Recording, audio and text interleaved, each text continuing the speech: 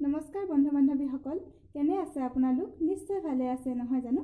মই আজি ৰঙালাও গুটিৰ চাটনি বনাইছিলোঁ, তাকে ভাবিছোঁ আপোনালোকৰ লগতো শ্বেয়াৰ কৰোঁ।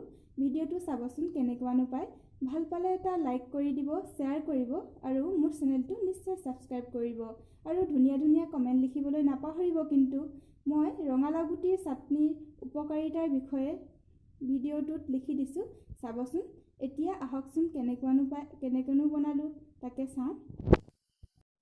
ৰঙালাও গুটিৰ চাটনি বনাবৰ কাৰণে এয়া ৰঙালাও গুটি লৈছোঁ, দুটা জলকীয়া লৈছোঁ, আদা নহৰু লৈছোঁ আৰু এটা বিলাহী লৈছোঁ। ৰঙালাও গুটিখিনি ৰোষ্ট কৰি ল'ম। এয়া কেৰাহীত মই দি দিছোঁ।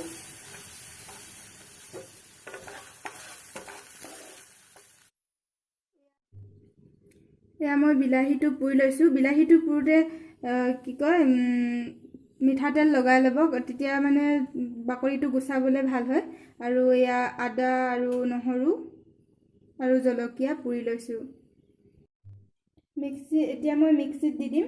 এয়া ৰঙালাও গুটিখিনি মিক্সিত দি দিছোঁ, বিলাহী পুৰাটো মিক্সিত একেলগতে দি দিম, দুটা পুৰা জলকীয়া দি দিম আৰু আদা নহৰুকেইটাও দি দিম আৰু মিক্সিত মাৰি দিম। যদি মিক্সি নাথাকে পটাটো পিচিব পাৰে, নতুবা খুন্দুনাটো খুন্দি ল'লেও ভাল হয় খাবলৈ।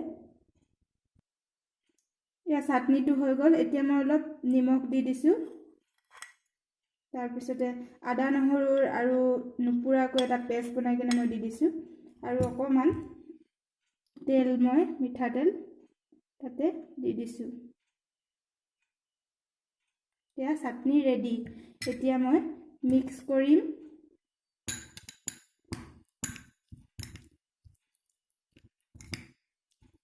মিঠাতেলখিনি অকণমান জুইত গৰম কৰি ল'ব, তেতিয়া দিবলৈ ভাল। কেঁচাকৈ হ'লে মানে অকণমান গোন্ধটো ওলায়।